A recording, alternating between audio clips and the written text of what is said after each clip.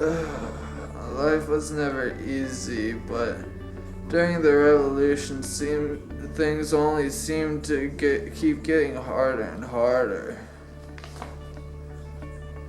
It all started in 1903.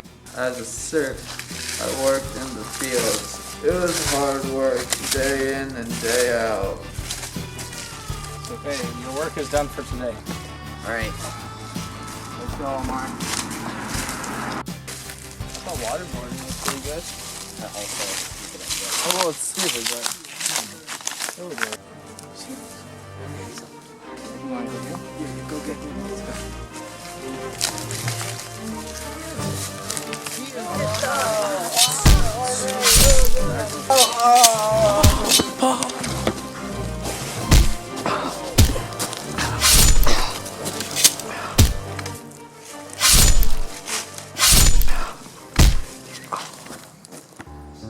After I lost my friend, I didn't know what to do with my life. Fighting in the Russo-Japanese War seemed to give me a new sense of direction. But after we lost, things only ever got worse. Everyone was unhappy. The lives of serfs deteriorated more and more, if that was possible. Even the workers in the cities.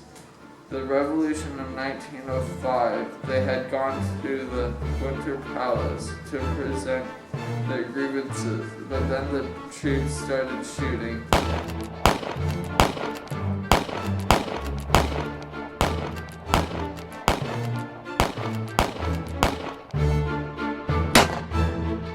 I was lucky to escape with my life. They called that fateful day Bloody Sunday. There were strikes, peasants revolted, and the military mutinies. Nicholas responded by signing the October Manifesto, which created the Buono, a new national parliament. Russia was part of the Triple Entente with Great Britain and France. After the war, I had picked up a job delivering mail.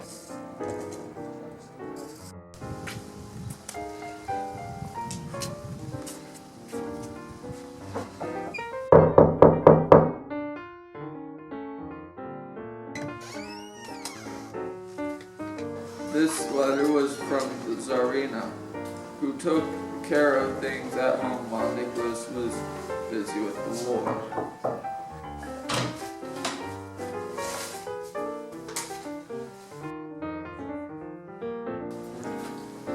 She seemed to have a preoccupation with this holy man. I think his name was Rasputin. She thought he was able to help with her hemophilic son, Alexis.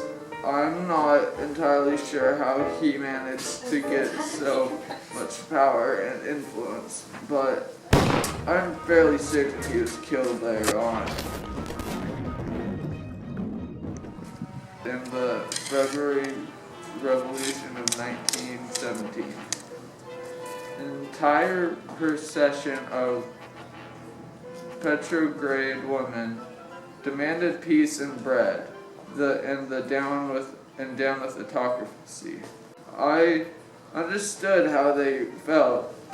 World War I was running our economy and created food shortages. Nicholas II abdicated his throne and the Duma created a provisional government. This government ruled Russia along with the Petrograd Soviet. The Mensheviks, which were the other factions of the Workers' Soviet, led the Petrograd Soviet, and Alexander Kerensky led the provisional government while also being a Soviet member.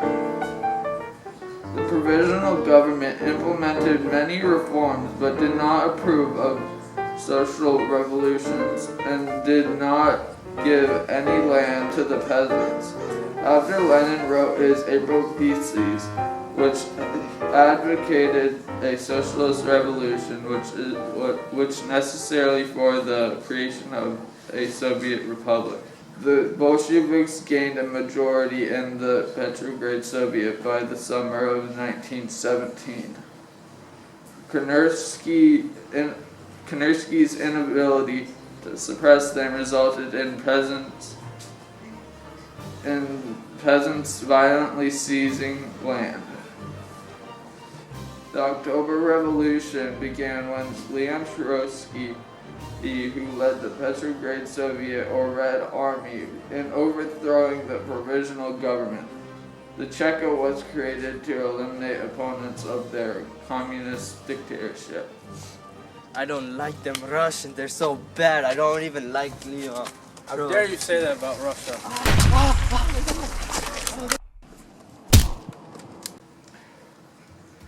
The Bolsheviks were renamed the Communist Party, and Lenin rose to power once again. As promised, he gave land to the peasants and removed Russia from World War I. When he signed the Treaty of Brest-Litovsk in March 1918, in the process, he lost Poland, the Arctics, and the Baltic states, Ukraine, and Finland. International conflict resurfaced as the power of the Bolsheviks began to be threatened after Lenin had moved governmental power from Petrograd to Moscow. In the Russian Civil War, it was the Reds versus Whites. For Mother Russia! In order to succeed in the war, they enforced a system of war communism.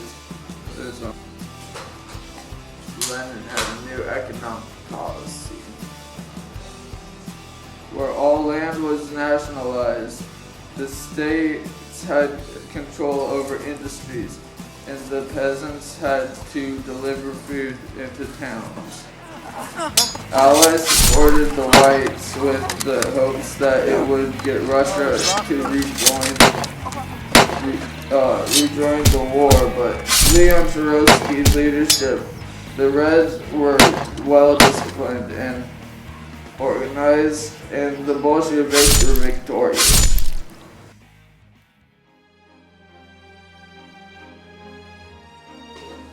Is that all of it? Yes.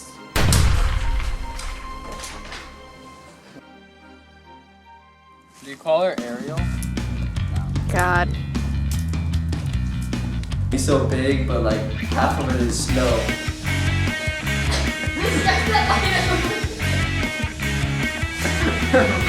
No, most of it is snow.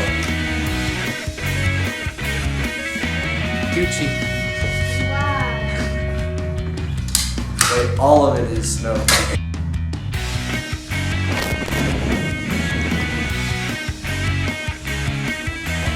You can't farm on that land, but I'll give it to you. Alright?